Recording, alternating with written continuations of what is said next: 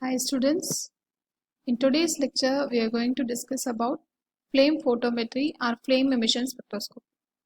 Yes, in the previous class we have discussed about atomic absorption spectroscopy. It is just opposite to the atomic absorption spectroscopy.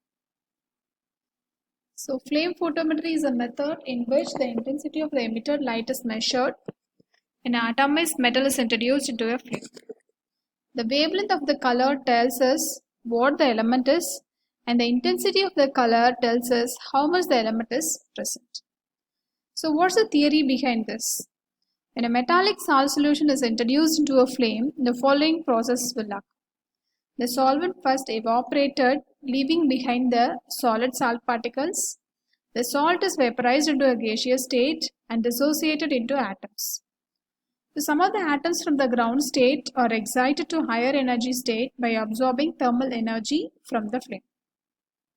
So the excited atoms which are unstable quickly emit photons of different wavelengths and return to the lower energy states.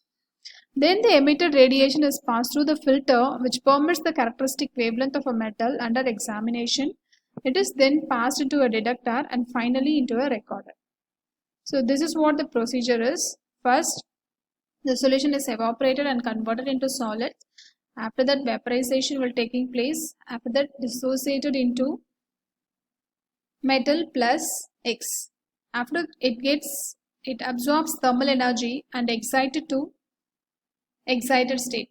It is denoted as M star and it emits some energy H nu and it comes to ground state and this energy is measured. So coming to the instrumentation, so there are some of the components are there. First we will discuss about the burners used in the flame photometer. The flame must possess the following characteristics. We should evaporate the solvent from the sample solution. We should decompose the solid into atoms. We should excite the atoms and cause them to emit radiant energy. The next is mirror.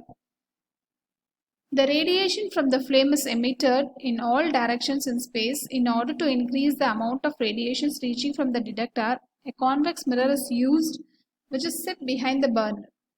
Next is slits. So there are two types of slits. One is entrance slits and other one is exit slit.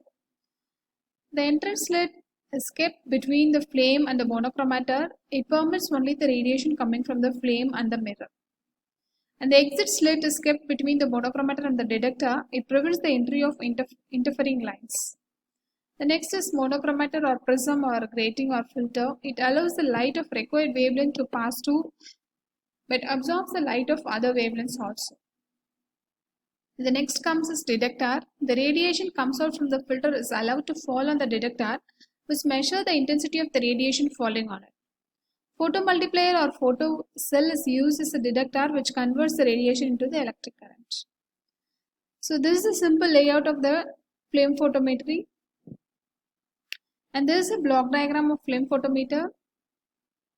And the last component is amplifier and recorder. The current coming out from the detector is weak so that it is amplified and recorded. The next is working of flame photometer. Air at a given pressure is passed into an atomizer. The suction draws some solution of the sample into an atomizer. Air plus sample solution is then mixed with the fuel gas in the mixing chamber.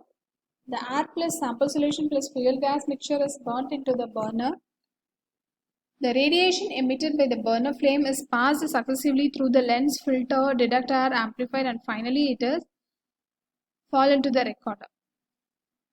So if we draw the calibration curve between concentration and the intensity of the emitted light, we'll get a straight line like this and from this we can come to know the unknown concentration of the metal. The above experiment is first carried out using a series of standard solution and the reading of each solution is noted. Now the test solution is taken and the similar experiment is carried out. From the graph, the concentration of unknown sample is also determined. So these are some of the other applications of photometry. Here we will estimate the amount of sodium. So first we have to switch on the instrument. Air supply and gas supply are regulated. First the distilled water is sent and agitation started After the instrument is warmed up for 10 minutes, the instrument is adjusted for zero reading in the display. Since the sodium produces a characteristic yellow emission at 589 nanometers, the instrument is set at 589 nanometers and the readings are noted.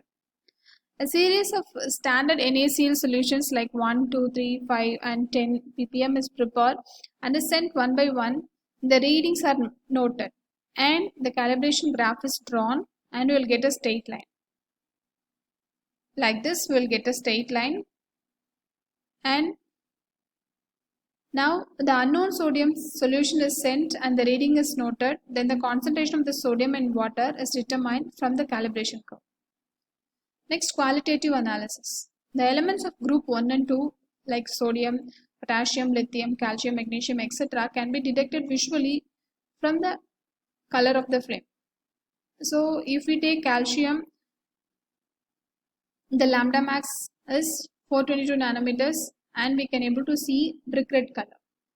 And if it is potassium at 766 nanometer, we can see red color. If it is sodium at 586 nanometer, we can able to see the yellow color.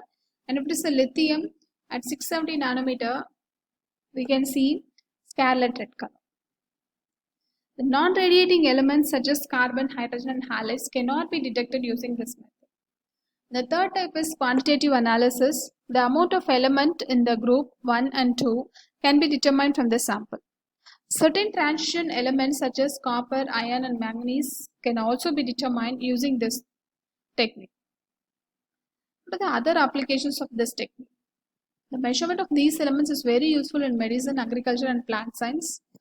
Flame photometry is extensively used in analysis of biological fluids and tissues. In soil analysis, the elements like sodium, potassium, aluminum, calcium, iron, etc. are determined. Industrial and natural waters, petroleum products, cements, glass, and metallurgical products can also be analyzed by this method. So students, at the end of this, you can be able to acquire knowledge on this technique. Thank you.